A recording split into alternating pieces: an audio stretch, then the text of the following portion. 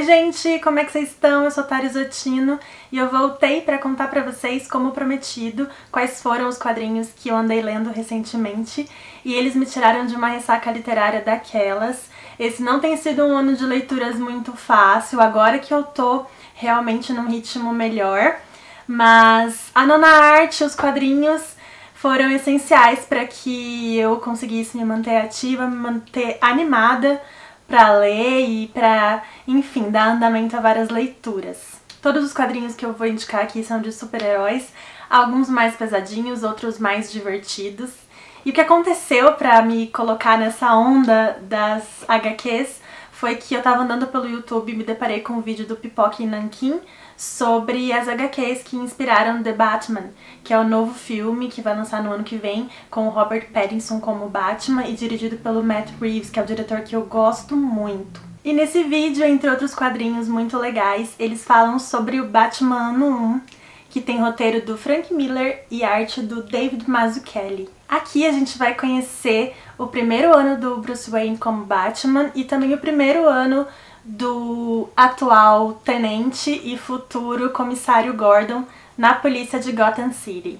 Nós temos um Bruce Wayne jovem que volta a Gotham depois de um período de longas viagens, disposto a cumprir aquilo que ele prometeu a si mesmo, né? Que iria combater a violência na cidade depois que os pais dele foram vítimas dessa violência. Então ele se disfarça e vai para as ruas tentar combater o crime e acaba levando uma surra, quase morre. Portanto, ele decide se utilizar de um medo dele de infância, que era o medo dos morcegos, para amedrontar os bandidos. Assim, ele já chega causando medo e é mais fácil de enfrentar os criminosos. Outra figura conhecida da gente que aparece aqui é a Mulher Gato. Ela, inspirada mais ou menos pelo Batman, resolve se vestir de gata e ir para as ruas também, mas ela rouba dos mais ricos e também se irrita quando as suas ações são atribuídas ao Batman. É um excelente quadrinho de origem, na minha opinião, e por isso uma ótima porta de entrada para quem quer conhecer o herói.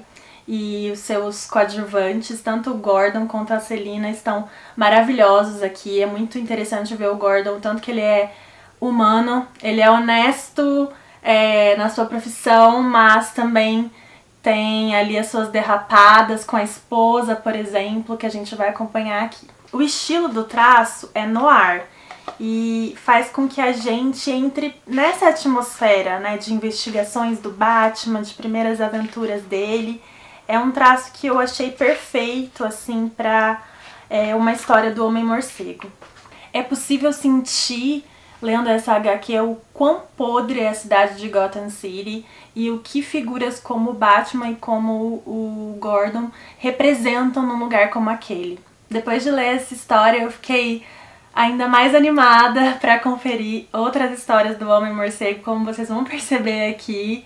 A gente tem mais 3 HQs do Batman que eu vou comentar, porque é realmente um personagem que eu gosto muito. Eu acho que essa dualidade que ele tem de usar meios questionáveis, mesmo não matando, ele usa meios que a gente pode questionar, né? Ele bate muito nos bandidos. Ele também é muito humano e ele tem esse trauma que é muito intrínseco à personalidade dele. Então é muito bacana de conhecer o personagem aqui. O filme do Christopher Nolan, Batman Begins, bebeu muito nessa fonte, é perceptível, e eu acredito que o The Batman também vai beber. Eu dei 4 estrelas para esse quadrinho e recomendo muito para vocês. Depois que eu li o ano 1, eu resolvi reler uma HQ que eu já tinha aqui. É impossível, como eu disse, terminar de ler o ano 1 e não ter vontade de ler outras aventuras do Homem-Morcego. Então eu fui ao que estava mais ao alcance das mãos, que era A Piada Mortal. Tem roteiro do Alan Moore, arte do Brian Boland. Essa é uma história em quadrinhos muito pesada, que pode ativar gatilhos. A gente tem tortura, a gente tem algumas cenas que é possível você acreditar que aconteceu um estupro nelas. Então eu recomendo que, se você for sensível a esses assuntos de tortura, de abuso, de violência, que não leia essa HQ. Aqui o Coringa tá disposto a provar uma teoria de que apenas um dia ruim separa um homem da loucura. E para isso ele torna o comissário Gordon o seu alvo, querendo dar a ele o pior dia de sua vida. O vilão atira em Bárbara Gordon e sequestra o comissário. A Bárbara fica paraplégica e ele tira várias fotos dela em agonia. Depois mostra essas fotos para o comissário para torturá-lo. O comissário é levado para uma espécie de circo de horrores, onde ele é muito humilhado. São cenas muito gráficas, assim, muito difíceis de ver. Então Batman vai atrás do Coringa, disposto a resgatar o seu aliado, e acaba tendo um embate fortíssimo com o vilão, um embate que se tornou histórico, inclusive. Também teremos aqui a origem, né? Uma suposta origem do Coringa. A gente acompanha então o dia ruim que tornou o palhaço o que ele é, mas que ele mesmo duvida dessa origem, porque ele diz que, se é pra ter um passado, ele prefere que seja de múltipla escolha. E isso é interessante, a gente não ter certeza de como surgiu essa figura maníaca, essa figura medonha que é o Coringa. A gente tem, portanto, um mergulho na psique do Homem-Morcego e de seu pior inimigo nessa história. Eu já tinha sido bastante impactada na minha primeira leitura e fui novamente. É uma HQ 5 estrelas pra mim, mas que tem essas ressalvas de muita violência gráfica e que pode ser gatilho pra muita gente. É muito incômodo porque a gente conhece de fato o auge da maldade do Coringa, mas aqui o Alan Moore deixa meio implícito que o Batman também é maluco. O Coringa, inclusive, fala isso pra ele: você é tão louco quanto eu. O final aqui se tornou antológico porque realmente leva a relação dos dois até as últimas consequências. A possibilidade de várias interpretações que essa história gera é o que tornou esse texto um dos mais marcantes da história dos quadrinhos de super-herói, e eu realmente recomendo. Claro que eu falei das ressalvas, mas é uma obra realmente que, se você tá disposto a conferir, tenho certeza que vai te marcar. Eu vou mostrar um pouquinho do traço, mas só, olha só, o jeito que ele desenha o Coringa pra mim é sensacional. E olha o traço. Eu vou tentar não mostrar nada mais gráfico. Olha. Pra vocês verem como eu estava encantada pelas HQs do Batman e louca pra ler mais, e não tinha mais na minha estante naquele momento, eu resolvi ler no celular mesmo. O aplicativo do Kindle tem uma ferramenta bastante interessante, que você consegue clicar e ler quadro a quadro do gibi. Então eu li Batman, A Corte das Corujas, que tem roteiro do Scott Snyder e arte de Greg Capullo e Jonathan Glapion. Eu também li a segunda parte, que aqui saiu como A Noite das Corujas, mas eu li em inglês. No Kindle Unlimited tem muitas HQs. Existe uma lenda antiga em Gotham sobre uma tal Corte das Corujas. É uma espécie de sociedade secreta que tem um assassino que trabalha pra ela, e é como se essa sociedade fosse dona da cidade. E o Batman se recusa a acreditar na existência disso. Porém, um assassino brutal começa a matar personalidades da cidade, amando da tal corte, e ele precisa investigar isso. E aí ele começa a questionar tudo, porque ele precisa entrar nessa investigação de algo que ele não acredita, e é uma investigação ultra perigosa. Eu gostei muito do texto do Snyder no primeiro volume, que isso fique claro. É muito creepy e você quer descobrir o que vai acontecer. O traço dos artistas também dá o clima, dá o tom pra história. A sacada é muito boa do Batman, né, o Homem-Morcego, ser confrontado por corujas que são predadoras de morcegos. A gente tem um Batman arrogante que acha que sabe tudo sobre Gotham City, que Gotham City é o Batman, e no fim das contas ele se depara com um mal muito grande, e quando ele finalmente entra ali no ninho das corujas, elas aterrorizam ele de uma maneira que amedronta a gente enquanto leitor. É uma boa história pra ler na época do Halloween, inclusive, na minha opinião, porque é muito louco ver o Batman, que é um herói, né, por mais humano que ele seja, tão vulnerável, tão apavorado como ele fica nessa história. Eu fiquei muito envolvida na investigação e louca pra conhecer o desfecho, então claro que eu fui ler o volume 2, com o roteiro do Scott Snyder também, e foi uma decepção tão grande, tão grande. Eu dei 4 estrelas pra Corte das Corujas, e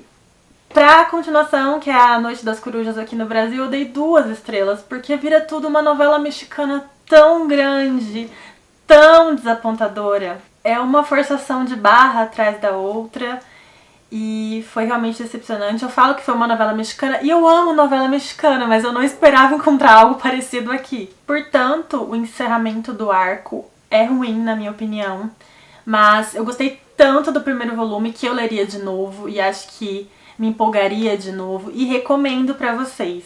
Apesar do desfecho, vale a pena conferir esse primeiro volume. Agora vamos para os quadrinhos dessa lista que me tiraram da ressaca, mais divertidos que eu li e que foram, assim, incríveis, incríveis de descobrir. O primeiro deles é Miss Marvel Kamala Khan, um encadernado com as primeiras histórias de 1 a 11 da Miss Marvel.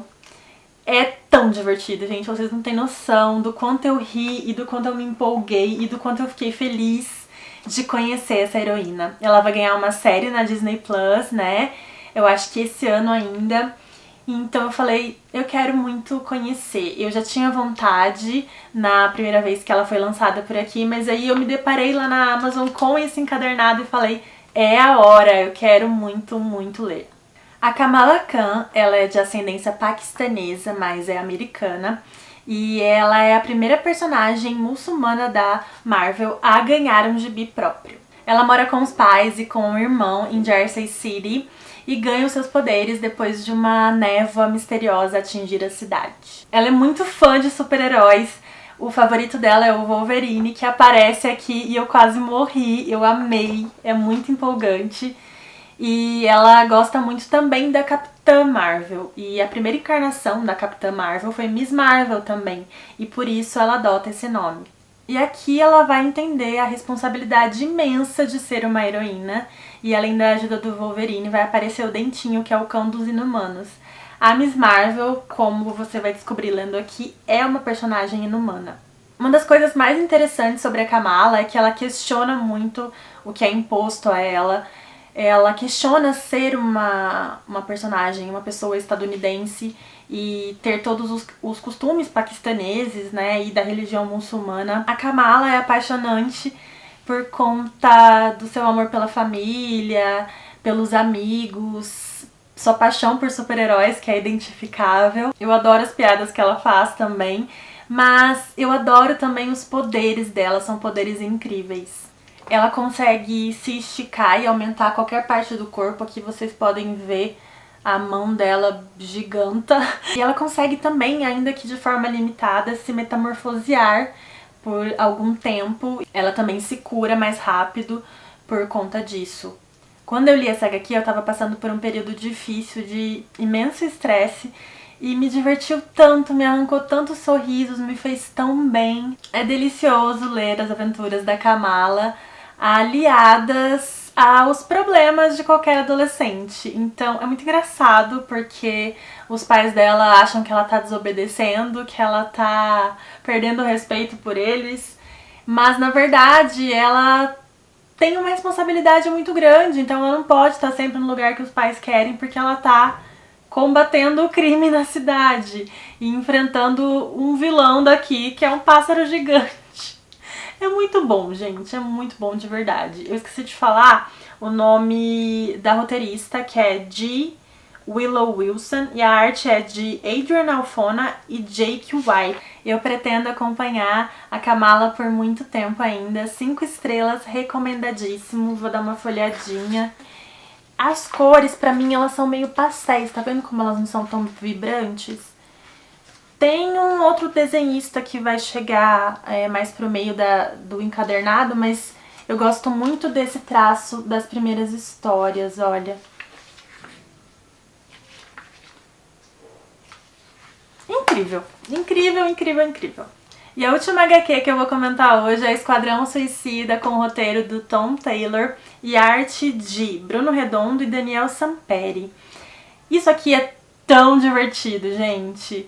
Eu amei demais. Aqui, o Esquadrão Suicida se reúne para neutralizar um grupo chamado de os Revolucionários. Eles são chamados de terroristas internacionais e eles realmente são violentos, mas o que eles querem é acabar com as guerras no mundo, o que vai contra os interesses de muita gente. Os revolucionários também são dotados de habilidades especiais e são muito bons no que eles fazem, ganhando inclusive o respeito do Esquadrão Suicida, que fica com receio de enfrentá-los, justamente porque, segundo o pistoleiro, essa é a pior formação ever do Esquadrão Suicida.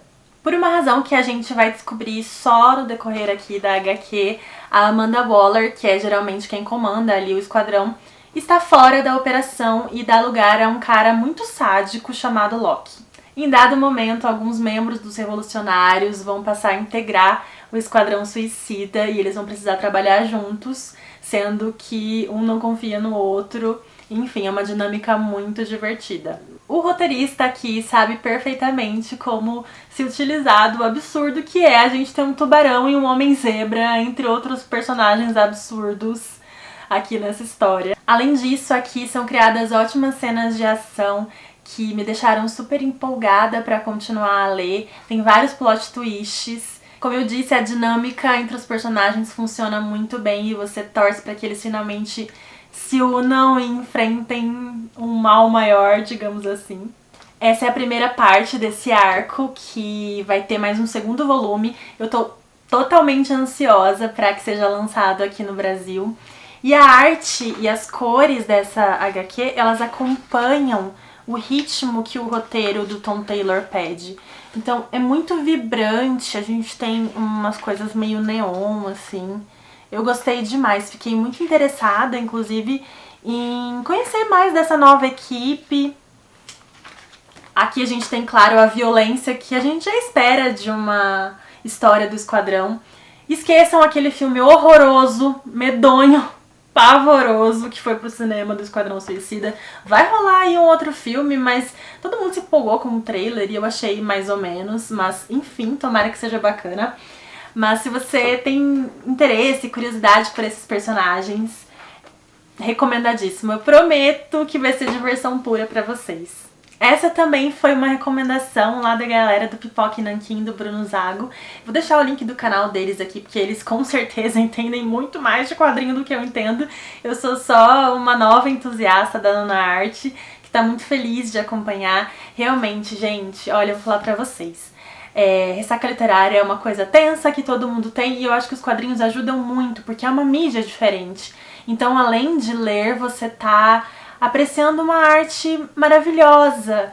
E isso é muito bacana. Eu sou a favor de ler quadrinhos e pra mim quadrinho sempre contou como livro. Não tem essa de que quadrinho e mangá não vale. Nada a ver. Coloco lá no meu desafio do Goodreads, no meu desafio do Scoop, quadrinho é livro.